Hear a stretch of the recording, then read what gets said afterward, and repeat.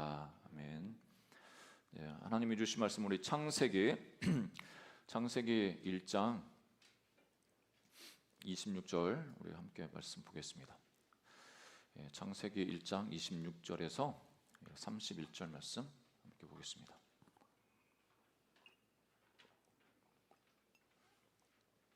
창세기 1장 26절에서 31절 말씀 교독하겠습니다.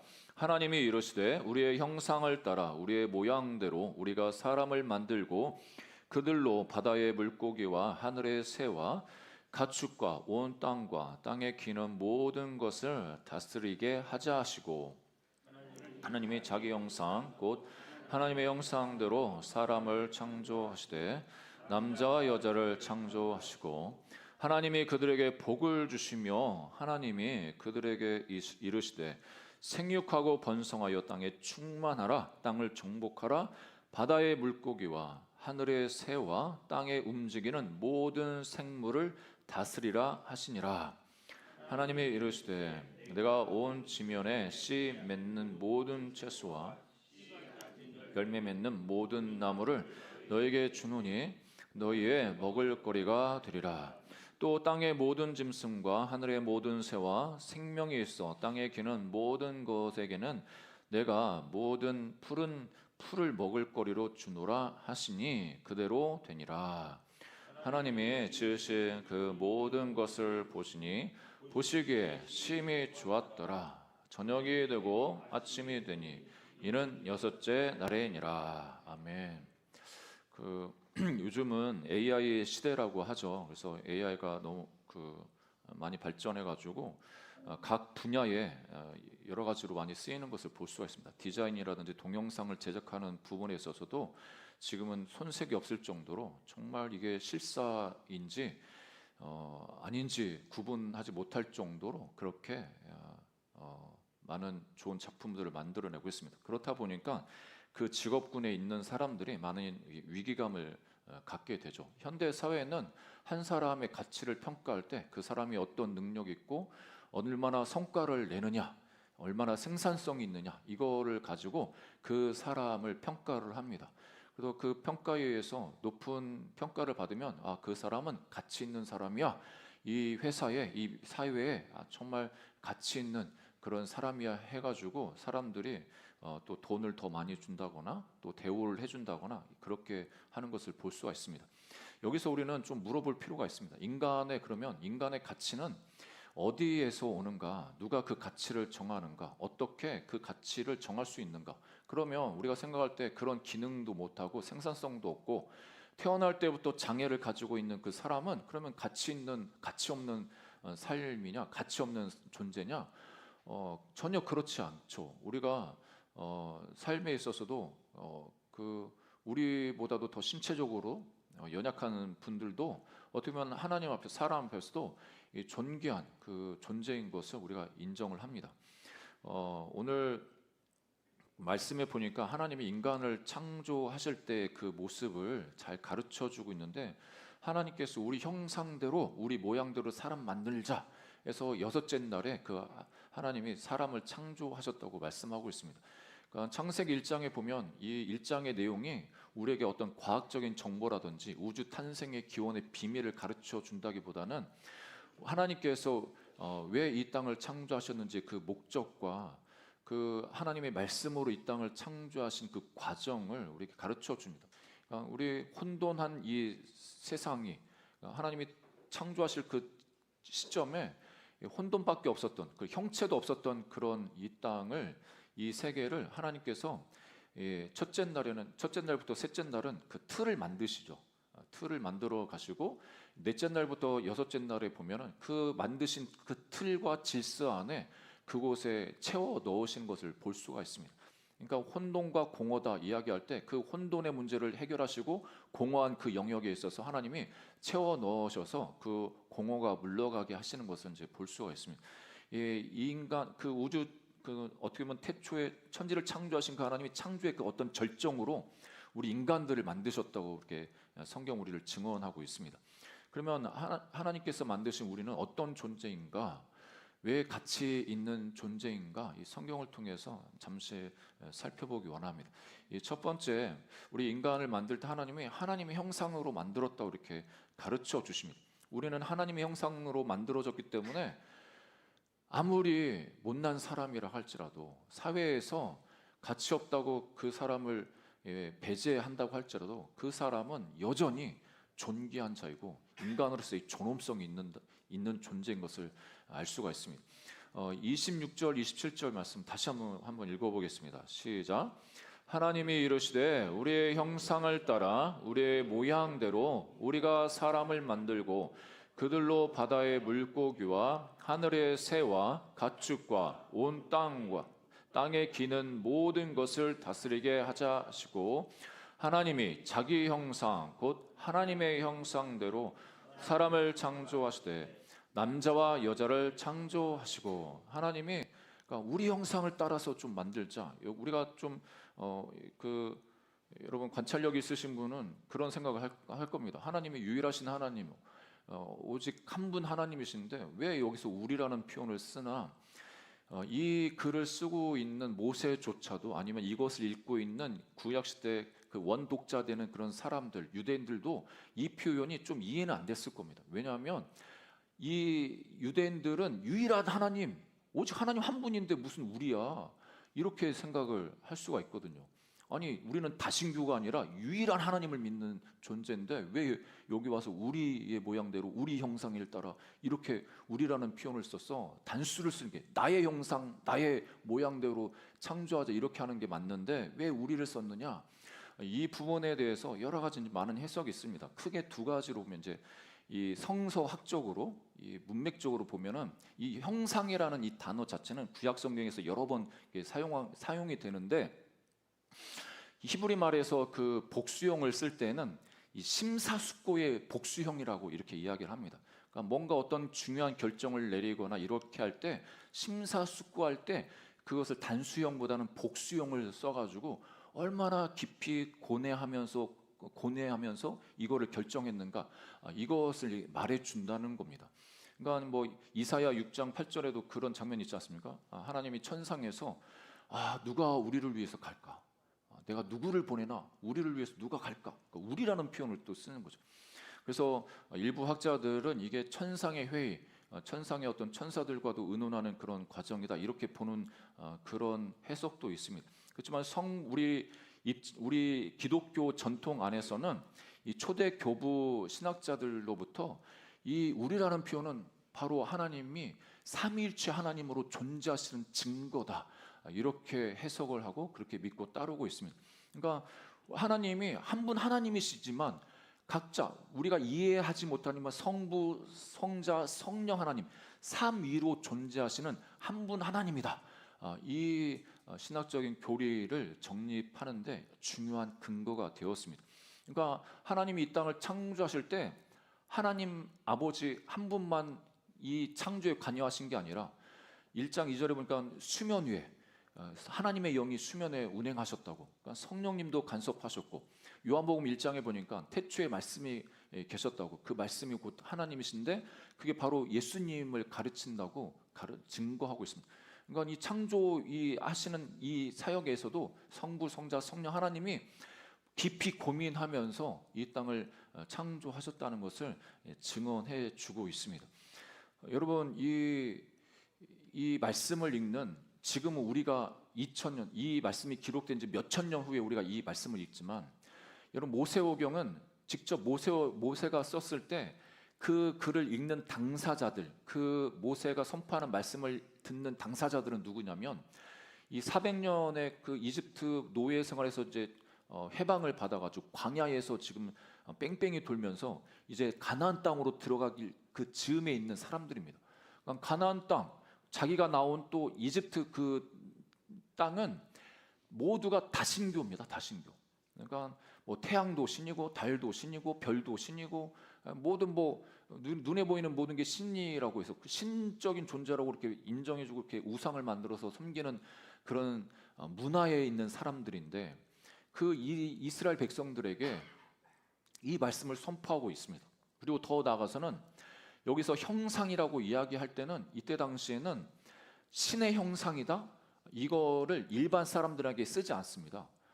오직 파라오, 애굽의 그 왕 파라오에게만 신의 형상을 가진 존재라고 그렇게 인정을 했습니다. 그러니까 신의 형상을 가졌다? 일반 사람들이 신의 형상을 가졌다? 아니요. 그럴 수가 없는 겁니다. 이때 문화에서는 신의 형상이라고 하면은 오직 왕만을 가리켰습니다.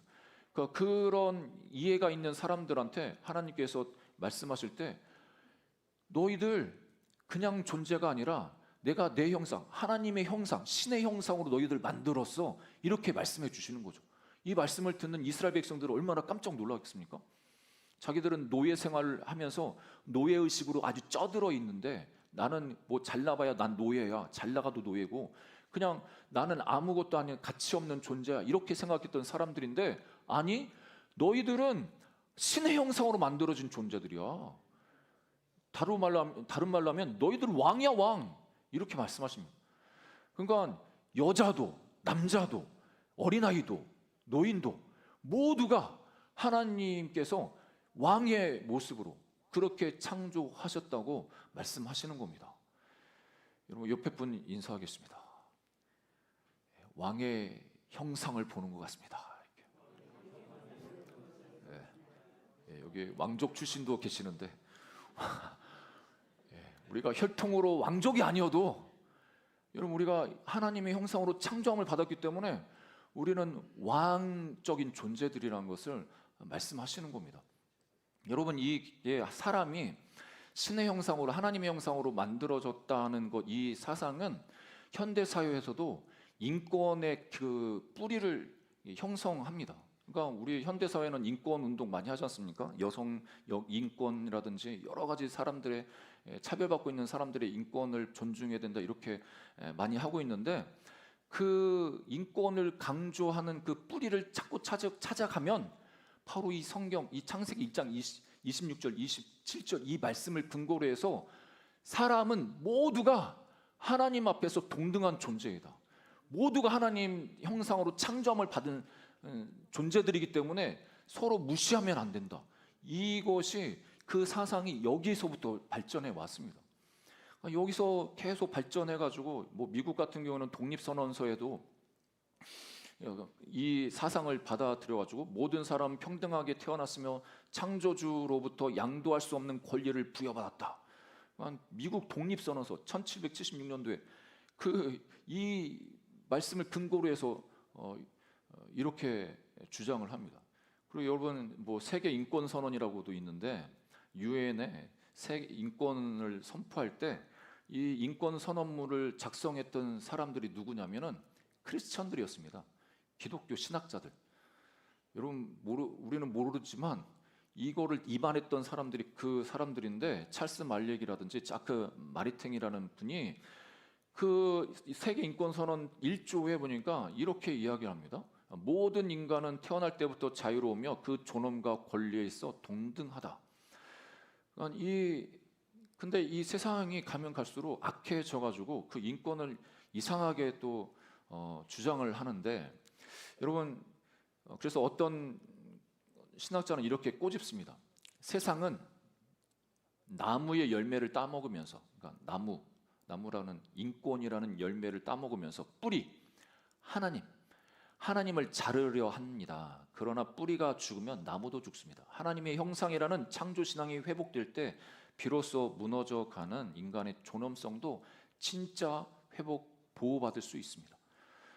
우리가 그냥저냥 존재가 아니라 우리가 어떤 외적으로 뭔가 평가를 잘 받아서 가치 있는 존재 그렇게 해서 우리가 존엄한 게 아니라 태어날 때부터 하나님의 형상으로 태어났기 때문에 그래서 인간은 존엄한 존재인 것이죠. 모두가 나만 존엄한 게 아니라 우리 주변에 있는 모든 사람들이 하나님의 형상으로 태어났기 때문에 존엄한 아주 가치 있는 존재라고 성경 우리에게 증언하고 있습니다.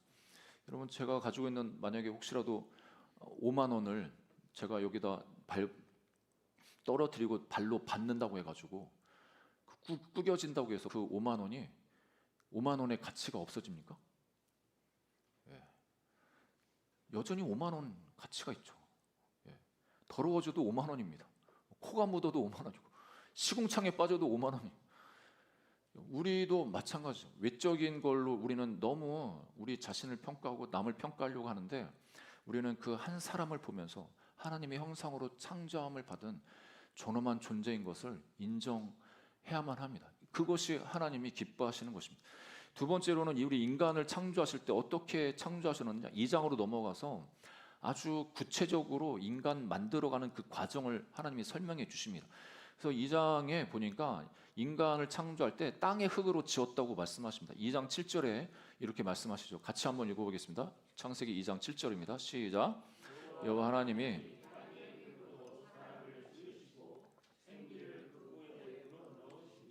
사람이 생명이 되니라.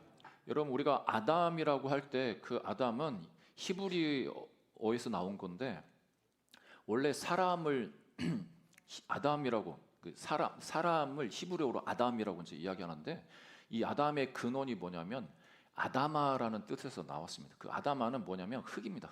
흙먼지. 여기서 땅의 흙으로 사람을 지었다고 하는데, 여러분 우리가 생각할 때는 뭔가 도자기 지을 때 진흙으로 이렇게 이겨서 짓지 않습니까? 여기서의 흙은 흙먼지입니다. 먼지.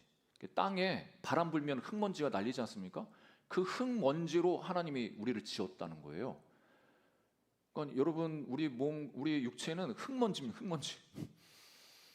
아담, 이거는 아담아. 흙먼지에서 우리가 지어졌기 때문에 아담이 된 거예요. 이게 무엇을 말씀하시느냐? 우리 인간, 이 하나님의 형상을 따라 창조함을 받았지만 우리는 또 한계가 있다는 거죠. 유한하다는 거죠. 우리는 단지 흙먼지밖에 안 되는 존재라는 겁니다. 좀 이게 반대되는 것 같죠? 흙먼지. 그러니까 우리는 너무 연약합니다. 우리 뭐 찔려도, 그 바늘에 찔려도 얼마나 아프니까.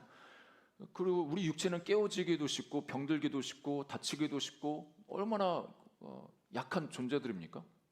그래서 결국에는 흙으로 만들어졌기 때문에 흙으로 돌아갑니다. 그냥 흙으로 돌아가도 그냥 먼지 불면 그냥 확 바람에 날리는 그런 존재가 바로 우리들이라는 겁니다. 왜 하나님은 흙으로 만드셨을까? 아니, 그때 당시에 하나님이 금도 있을 거고 다이아몬드도 있을 거고 튼튼한 철문 구리 같은 거 아주 그냥 튼튼하게, 그러면은 병도 안 걸리고 아주 강하게 그렇게 살 수 있을 텐데 왜 그러셨을까? 여기서 우리에게 흙으로 만드셨다는 것은 하나님이 우리의 한계를 알도록 하는 안전장치라고 말씀드릴 수가 있습니다. 그러니까 우리는 하나님의 형상을 따라 창조함을 받았지만 또한 한편으로는 너무 연약한 존재라는 것을, 그 한계를 인정해야 된다는 겁니다. 그러니까 그 한계를 인정해야 하나님을 의지할 수가 있죠. 내가 내 마음대로 내 스스로 다 할 수 있어, 내 힘으로 살아갈 수 있어, 이것처럼 교만한 것은 없습니다. 하나님 없이 살고자 하는 그 자체가 죄라고 성경은 말합니다. 그러니까 우리는 흙으로 지어진 존재이기 때문에 하나님을 의존할 수밖에 없는, 그리고 독립적으로 살 수 없어요. 남자만 지으신 게 아니라 남자와 여자를 같이 창조하셔서, 왜 그렇게 남녀를 창조하셨냐면 독립적인 삶을 살라고 만드신 게 아니고 서로 의존하면서 그렇게 하나 되어서 살라고 우리를 그렇게 만드신 겁니다. 여러분, 이 한계를 인정할 수 있는 저와 여러분 되기를 주의 이름으로 축복합니다.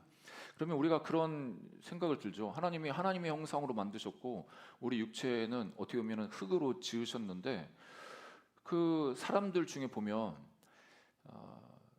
정말 짐승만도 못한 사람들 종종 보게 되는 거죠. 그러니까 여기서 하나님이 짐승들 창조하실 때는 말로 했습니다. 하나님이 창조하실 때 사람과 동물은 차이가 있죠. 차이가 만드셨을 때, 그 아버지가 자녀들을 죽인다든지 자녀가 부모를 죽인다든지, 그 짐승 세계에서도 있을 수 없는 그런 일들, 아니면은 수많은 영혼들을, 그 사람들을 죽이고도 그렇게 뻔뻔하게 살아가는 사람들 보면 이건 인간인지 짐승인지 구분 못하는 경우가 종종 있습니다. 왜 이런 경우가 있나? 아니, 하나님의 형상으로 창조받았는데 왜 그렇게 그 인생은 짐승처럼 그렇게 살아가는가? 짐승만도 못하게 살아가는가? 그 이유를 우리가 성경에서 또 발견할 수가 있습니다. 왜냐하면 이 성경에 보니 하나님께서 인간을 만드실 때 흙으로 만드셨을 뿐만 아니라 그 속에 생기를 불어 넣으셨는데 그 죄로 인해서 그 생기가 떠나간 사람들은 짐승과 같은 삶을 산다는 것을 성경을 통해 가르쳐주고 있습니다. 생기를 불어넣으시는 이 작업, 7절 보니까 후반절에 보니까 하나님께서 생기를 그 코에 불어넣으시니 사람이 생명이 됐다고 말씀하십니다. 여러분, 이 생기는 이 니시마트라고 하는 단어를 쓰는데 호흡을 이야기합니다. 그러니까 하나님께서 흙먼지로 이렇게 잘해가지고 사람을 만드셔가지고 거기에다가 호흡을 이렇게 어떻게 보면 인공호흡 하는 것, 사람들이 인공호흡 하는 것처럼 직접 자신의 숨을 그 흙에게 불어 넣으셔서 그 생명이, 하나님의 그 생명이 그 흙에게 흘러가게 하신 거죠.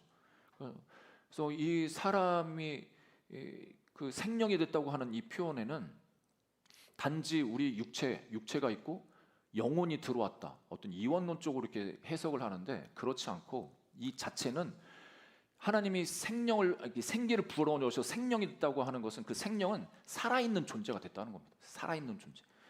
그러니까 살아 움직이는 인격체가 됐다는 거예요.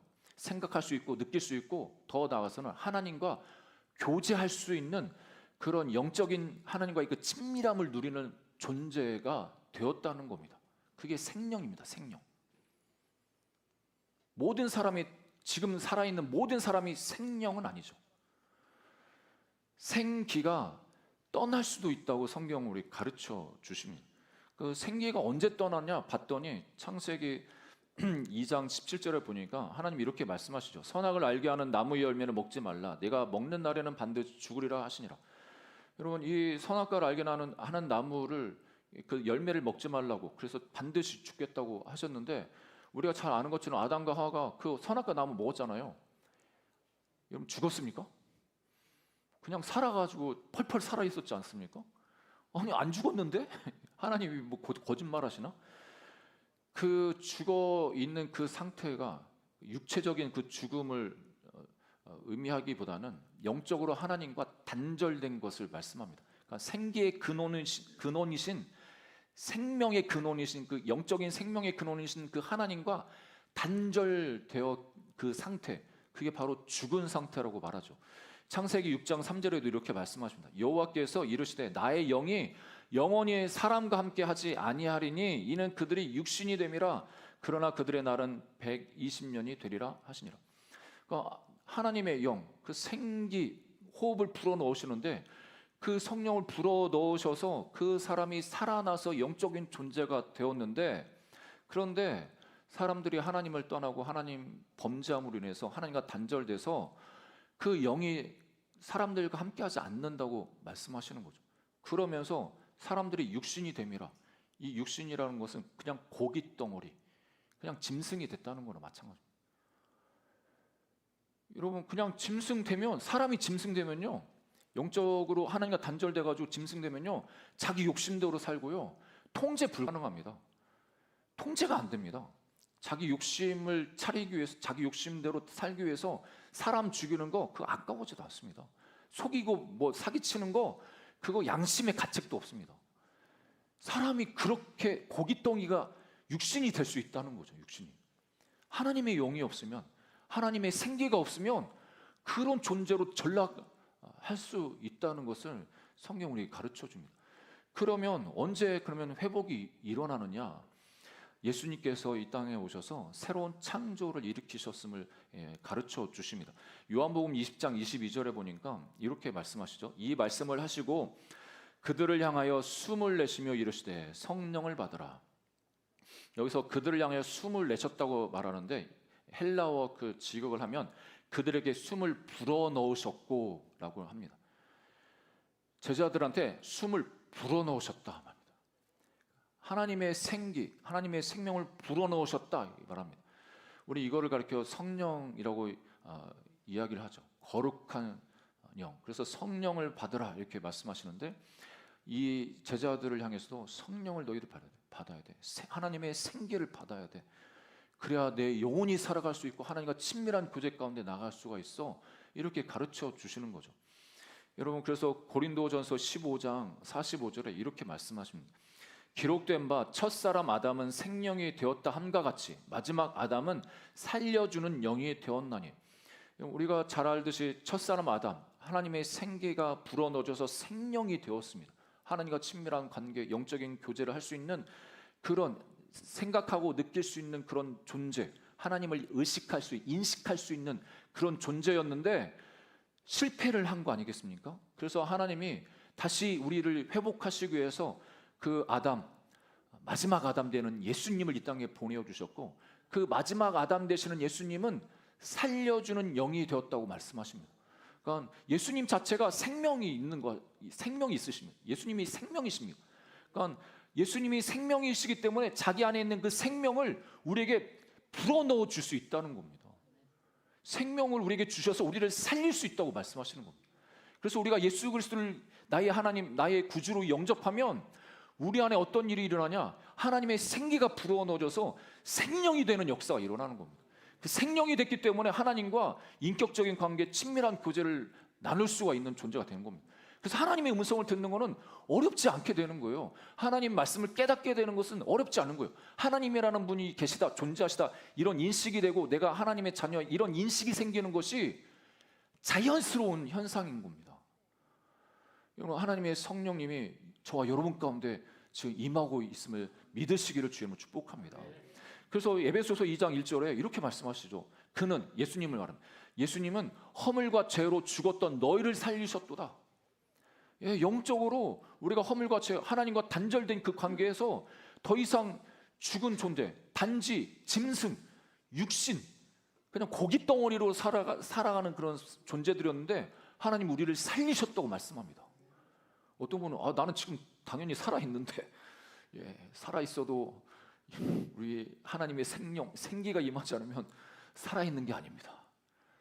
살아있는 게 아닙니다. 여러분, 하나님의 생기가 더욱 여러분의 심령 가운데 충만히 임하시기를 축복합니다.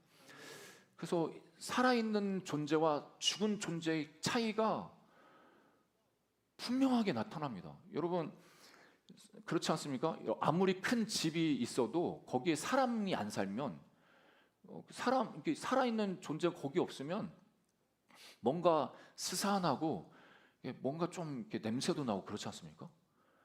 아무리 좋은 집이어도 아무리 좋은 집이어도 사람이 안 살면 1년, 2년, 3년 가면은 정말 이상한 어떤 안 좋은 분위기, 뭐라고 해야죠? 폐가가 되고 막 흉가가 되고. 예. 그런데 아무리 어떤 뭐 집이 안 좋아도 사람 살고 그러면 사람 냄새라는 게 난다고 하지 않습니까? 살아있는 활력이 있고. 그래서 생명이 아닌 존재들은, 하나님의 생기가 없는 존재들은 누가 말을 안 해도, 누가 가르쳐 주지 않아도 그 마음 안에서 악독함과 시기와 질투와 증오와 미움과 감사하지 못함과, 이게 누가 가르쳐 주지 않아도 죽은 존재 안에 그런 썩은 냄새가 납니다. 자기를 잘 한번 살펴보십시오. 나는 내 인생 가운데 내가 내 안에서, 내 삶에서 썩은 냄새가 나느냐, 아니면 살아있는 냄새가 나느냐.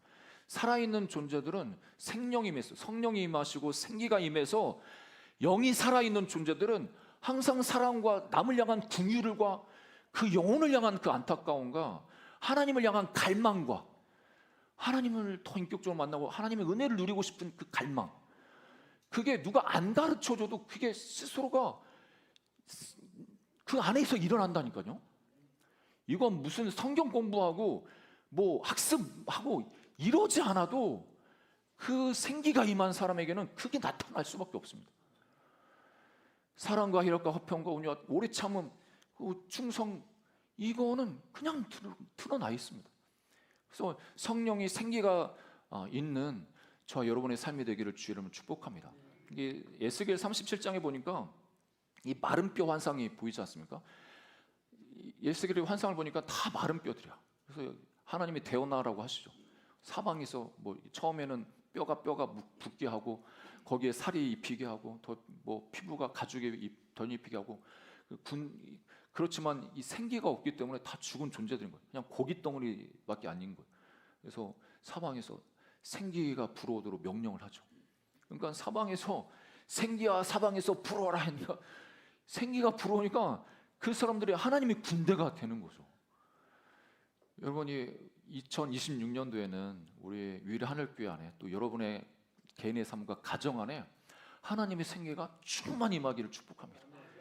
충만히 임해서 정말 우리 안에 생명이 돼서 정말 영적으로도 하나님 앞에서 기쁨과 즐거움이 항상 충만하고 또 그것이 주변에도 전염되는 역사 있기를 주님은 축복합니다. 여러분 이거는 뭐 외부적인 환경, 사람이 정치가 뭐 경제가 어떻게 된 이거랑 상관없습니다. 우리는 보통 막 경제 와주면 다 눌리고 내가 마음에 안 드는 지도자가 생기면 너무 마음에 안 들고 걱정이 더 되고 아니요. 성령의 생기가 불면 공동체 안에 민족 안에 생기가 불면 그거 아무것도 아닙니다. 너무 답답한 게 그 왜 환경과 그 주변에 있는 그걸로 눌려가지고 그거에 스트레스 받으면서 분노하면서 그렇게 힘들어하는지 모르겠습니다. 여러분 우리가 성령의 생기가 우리 심령 가운데 흘러 넘쳐서 정말 그 하나님이 주시는 그 기쁨이 충만하고 그래서 우리가 나오는 그 말들도 긍정과 하나님이 하실 것들을 바라보면서 기대하는 그 고백, 감사의 고백, 이 고백들이 넘쳐나시기를 충만하시기를 주 이름으로 축복합니다. 말씀의 결론을 맺습니다. 여러분 17세기에 아주 천재 수학자가 있었습니다. 수학자이면서 신학자였던 블레즈 파스칼이라고 이분이 쓴 책 그 팡세라는 게 그 유고집이 참 유명한데 거기에 인간을 가리켜서 어떻게 정의하냐면 생각하는 갈대다. 우리 인간은 생각하는 갈대야. 이렇게 비유를 이야기합니다. 여기서 이 생각이라고 하는 것은 그냥 우리가 단지 생각하는 이런 생각 수준이 아니라 단지 어떤 지적 능력 이런 걸 의미하는 게 아니라 이 파스칼이 말한 이 생각하는 거는 뭐냐면 하나님을 하나님을 인식할 수 있고 자신의 그 비참함에 대해서 영적으로 자각하는 능력을 이야기합니다. 하나님을 의식할 수 있고 내가 어떤 존재인지 얼마나 약한 존재인지 깨달을 수 있는 영적인 자각 능력 그거를 생각이라고 하는 생각하는 갈대라고 이야기를 하면서 그가 그런 말을 하죠. 우주는 너무 거대하고 그 거대한 우주를 보면 우리는 한 점 먼지와도 같다.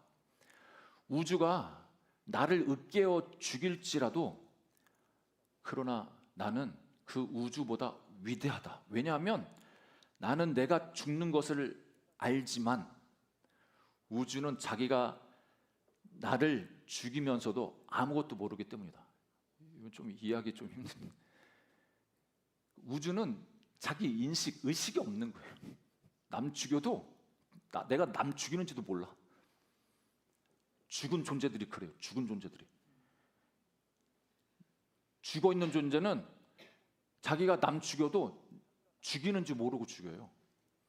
살아있는 존재는 그게 죽음이라는 것을 내가 죽어간다는 걸 의식하고 하나님을 의지합니다. 그래서 이 파스칼은 인간을 가리켜서 그러니까 예수 그리스도 안에 들어온 하나님을 믿는 그 인간을 향해서 쫓겨난 왕과도 같다 이야기합니다. 쫓겨난 왕. 인간이 느끼는 허무함, 비참함, 어떤 공허함, 왜 그러냐? 우리가 원래 왕자의 자리에 있었는데 그 왕자의 자리에서 쫓겨난 존재이기 때문에 그 허무함, 공허함, 만족하지 못하는 것을 느끼는 존재가 됐다는 거죠. 다시 말하면 우리는 하나님의 형상으로 창조함을 받았습니다. 하나님의 형상으로 창조함을 받았기 때문에 허무함도 느낄 수 있습니다. 불만족도 있죠. 그리고 공허할 수 있죠. 그런데 예수 그리스도 안에서 새로운 생기가 우리 안에 임하게 되면 우리 심령이 새롭게 되어져서 하나님이 주시는 그 참된 만족감이 우리한테 임하고 기쁨이 임하고 그 공허함과 허무는 우리 삶에서 떠나가는 것을 발견합니다. 여러분, 그런 은혜가 저와 여러분 가운데 누려지시기를 주 이름으로 축복합니다. 이 성경은 인간의 이중적인 신비에 대해서 우리에게 가르쳐 주십니다. 자존감이 낮아져 있을 때 창세기 1장은 우리를 향해서 이렇게 선포합니다. 너는 왕 같은 존재야. 하나님이 너를 왕 같은 존재로 신의 형상으로 만들었어. 그래서 우리가 자존감이 높아지도 우리를 격려합니다. 그리고 31절에 보니까 하나님이 지으신 그 모든 것을 보시기에 심히 좋았더라. 그러니까 창조의 그 어떤 완성으로 인간이 만들어진 다음에 하나님이 그 모든 것을 보시고 심히 좋았다. 그 전에는 그냥 좋았다인데 이 마지막에는 너무 좋아서 이 심이라는 것은 격하다라는 반응, 그 표현이 의미가 있습니다. 격하게 좋아하시는 거, 격하게, 격렬하게 좋아하셨다 이렇게 말씀하십니다. 그런데 더 나아가서 우리가 교만해질 때 하나님께서는 창세기 2장을 우리에게 들려주십니다. 너 한 줌의 흙먼지밖에 안 돼. 하나님 없이는 한 줌의 흙먼지밖에 안 되는 그런 한계가 있는 존재야. 그래서 우리는 이 둘 사이에 균형을 갖고 겸손하면서 그렇지만 담대할 수 있고 당당할 수 있는 그런 존재로 이 땅을 살아갈 수가 있습니다. 매일매일 하나님의 생기가 저와 여러분의 삶 가운데 흘러 넘치시기를 주의 이름으로 축복합니다. 우리 함께 기도하겠습니다. 성찬을 오늘 첫 성찬을 대하는데 하나님, 우리가 죽은 존재가 아니라 예수님 안에서